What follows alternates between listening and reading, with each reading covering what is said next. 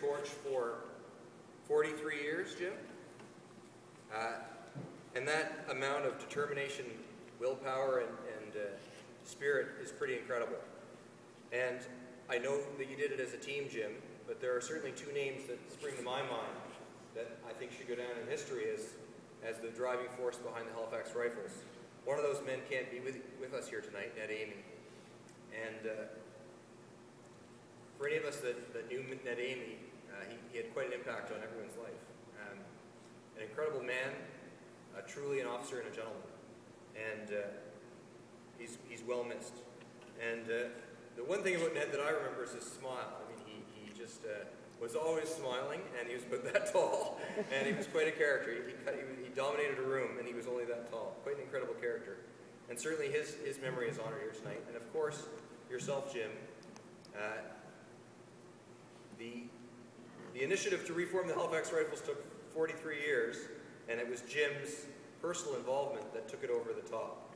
And so, Jim, thank you for your incredible leadership in that respect. Thank you. These guys don't know how to take a no for an answer. Let me tell you, that's for sure. I want to tell you a few little stories about the reactivation of the Halifax Rifles. One of them was, when I got to McKay's office, one of the first files on my desk was a letter from Ned Amy and from Jim Livingston, actually a stack of letters because they had a letter-writing campaign to reactivate the Halifax Rifles.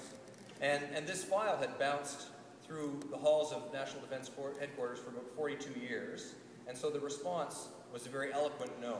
And it ended up on my desk, and I said, well, I got to go meet these guys, at least talk to them. And so I asked to meet them in the Blue Nose restaurant, which some of you may know. It's a little bit sketchy, but good stuff. We went there for coffee, and I sat down, and I'd already sent the file back down to the department for a response, and the response came back, very eloquent no. And I sat down with Ned Amy and Jim Livingston, and by the end of that meeting, the answer had changed, and I went back to Ottawa with a new mandate. And with the firm support of Minister McKay, we convened another meeting about a year later. And this was part of the Summit of Defense Ministers of the Americas. So I flew out to Banff. Flew out to Banff for 3 days at the Banff Springs Hotel, which I highly recommend, for 3 days for a 1-hour meeting. And finally we had that meeting, and it was Minister McKay, the Commander of the Army, General Leslie, myself, and the Chief of the Defense Staff.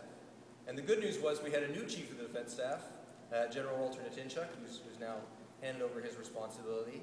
But sometimes you have to strike a new leader at the right time, and Minister McKay put it to the Chief of the Defense Staff, and at the end of that meeting, it was clear that the Halifax Rifles would be reactivated.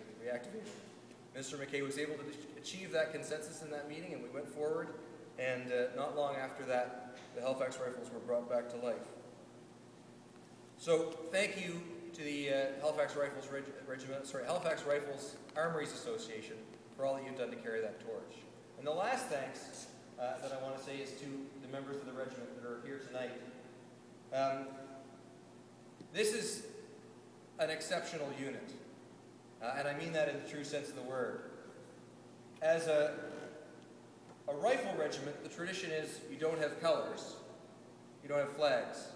But this regiment has had colors and a guidon, which makes it quite unique. It's a rifle regiment, which is normally light infantry, but it's actually in the Armored Corps. And I just learned tonight that it's a rifle regiment which normally has a bugle band, but in fact it used to have a pipe band. And certainly we have some people here representing the Cadet Corps, and it's one of a few regiments that was perpetuated for 43 years by a Cadet Corps. So all of those things make you exceptional. And the spirit of the rifles, the spirit of the Halifax Rifles is to engender independent thinking among its members. And as we know, to never take no for an answer. So you, the Rifles on Parade tonight, you're the future of the regiment. These men have written the history, and it's for you to take it forward. So best of luck in that pursuit. So thanks again to all of you for joining me here tonight. Thanks very much to the Halifax Rifles for this great honor. And thank you for the Regiment on Parade to taking us into the next chapter of this history. Thanks very much.